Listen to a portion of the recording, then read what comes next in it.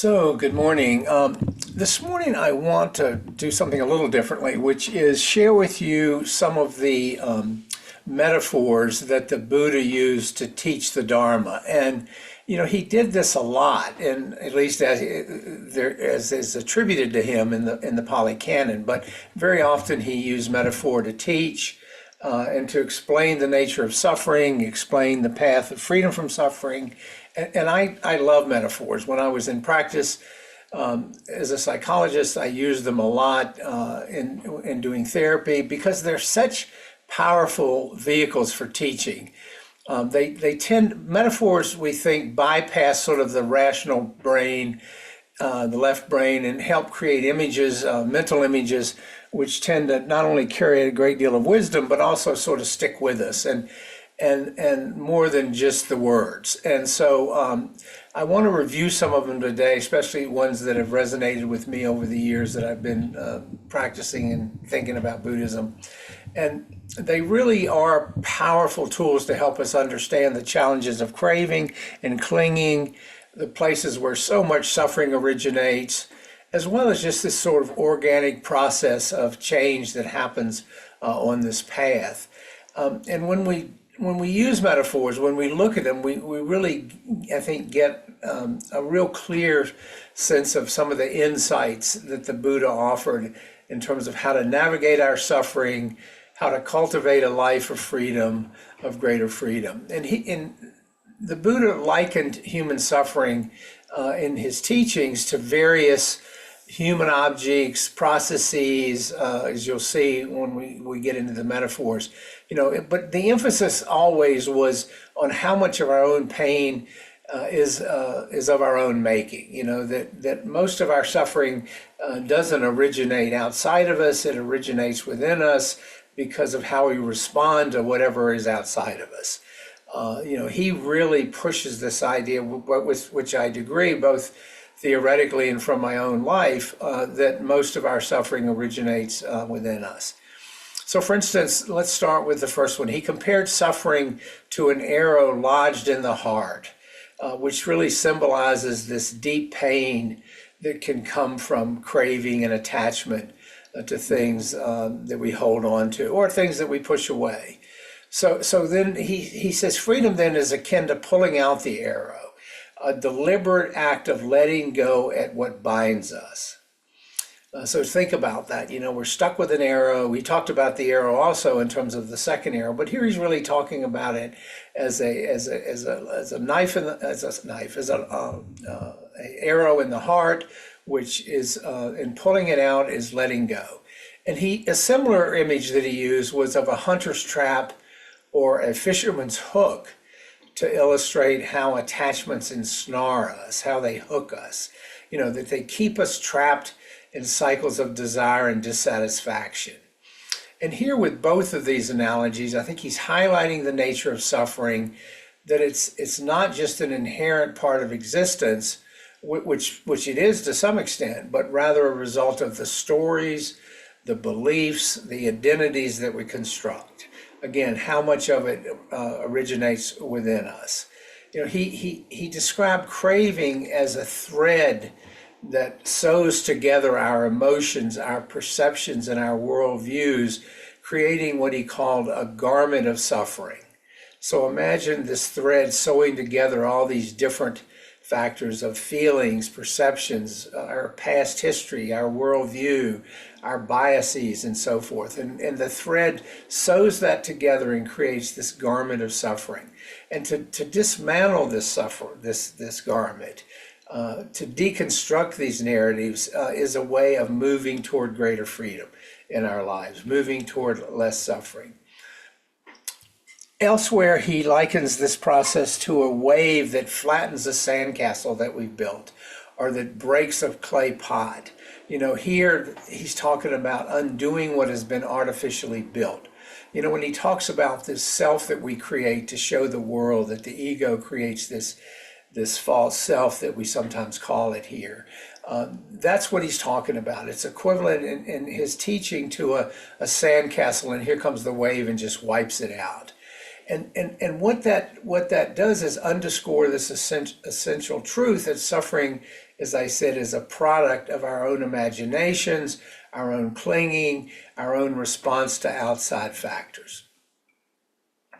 He then goes on to talk about irrigation channels, another one of his analogies, that drain a river of its vitality. And here he's talking about the mental hindrances that drain the mind of its natural wisdom and clarity. Worry, sloth, and torpor. The five hindrances that he talks about. But they're like irrigation channels that just drain off our ability to see things clearly with greater wisdom. Closing these channels, abandoning the hindrances, restores what he calls the mind's natural flow. And that allows wisdom to flourish. It allows freedom to emerge. It's again a way that he's illustrating these barriers to reducing our suffering. He doesn't use synthetic analogies for suffering. He uses natural metaphors because that was the world in which he lived, and those were the images that he created that would resonate with his own followers and still resonate with us today, 2,600 years later. The word bhavana, you may have heard it. Certainly there's the Bhavana Society, Bhante in West Virginia. It's often translated as meditation or practice. I think literally it means cultivation or growth in Pali. And this suggests, again, that the spiritual practice that we follow here is not forced. It's not constructing something new. It's cultivating. It's allowing to grow these natural tendencies that reside in us that we cover up with all this baggage that we bring to our lives. It's about nurturing this natural potential that the Buddha believed, in awakening this potential that exists already within all of us. We just have to clear the debris out, get stuff out of the way, and it will emerge.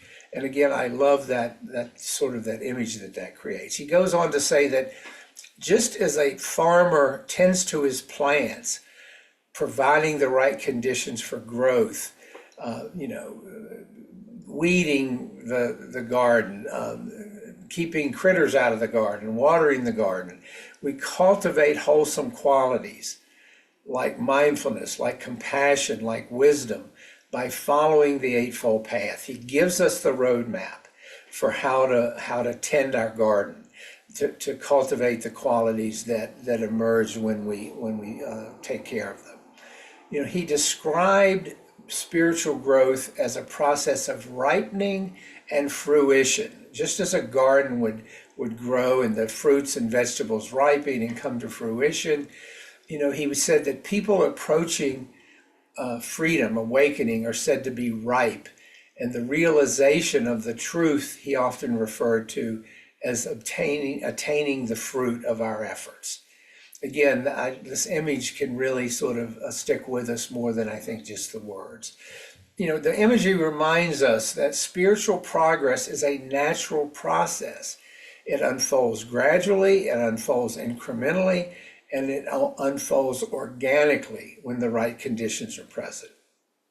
So, for example, living ethically, kind of clears away a lot of challenges, and it clears away all the effort we have to put in to justify our unethical behavior.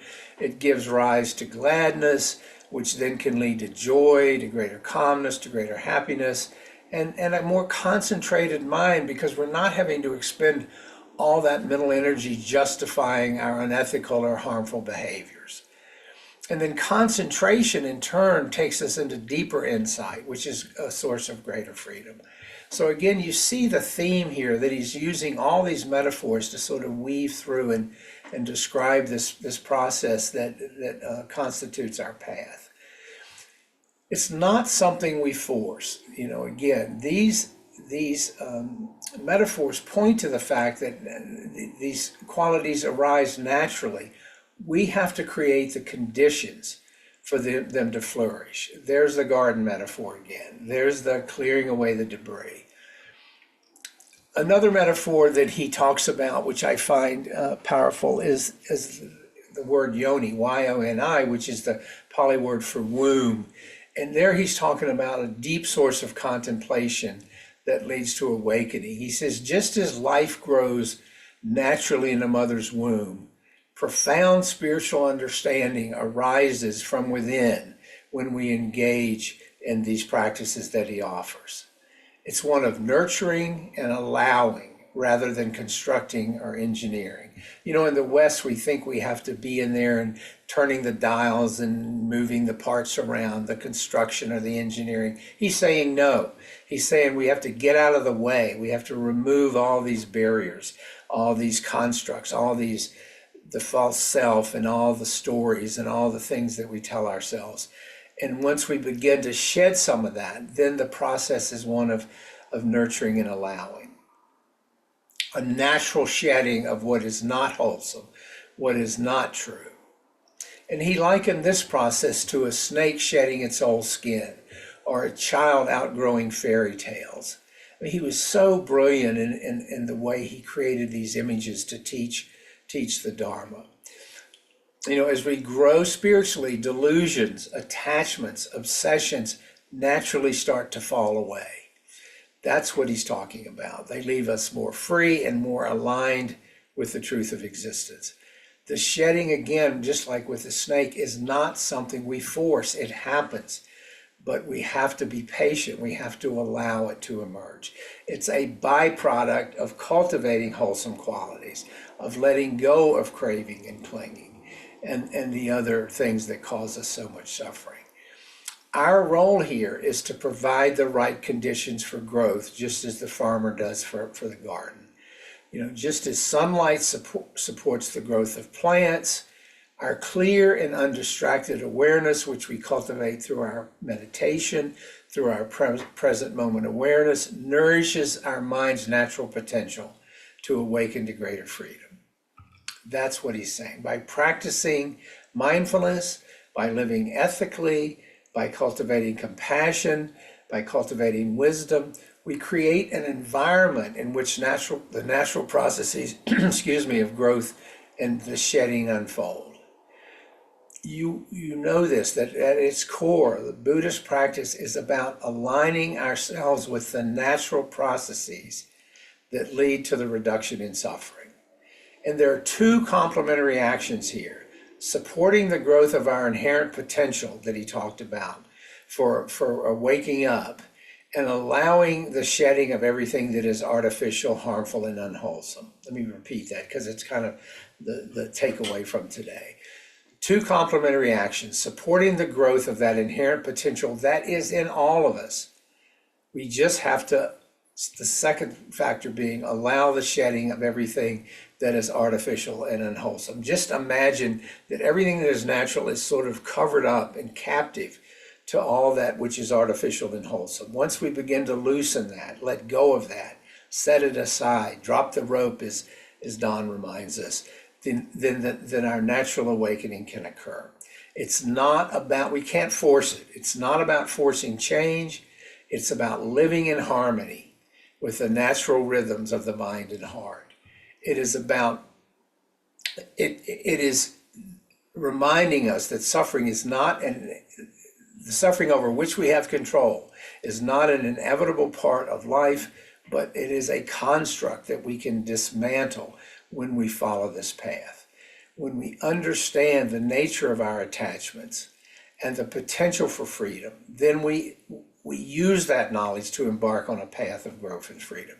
In doing so, we become closer, we move closer to the ultimate goal of our practice, which is a life free from arbitrary suffering, grounded in wisdom, grounded in compassion, and more peaceful. So I wanted to leave you today with just some of those metaphors because I find them so powerful, and I often invoke them to remind me when I get into a place where I'm stuck or behaving in a unwholesome or harmful way. Much easier than trying to pull up the theory or the list the Eightfold Noble Path or something, because the metaphors, the images, I think, can be a much more useful set of things in our toolkit to call upon as we walk this path. So those are some thoughts today about the use of metaphor on the path.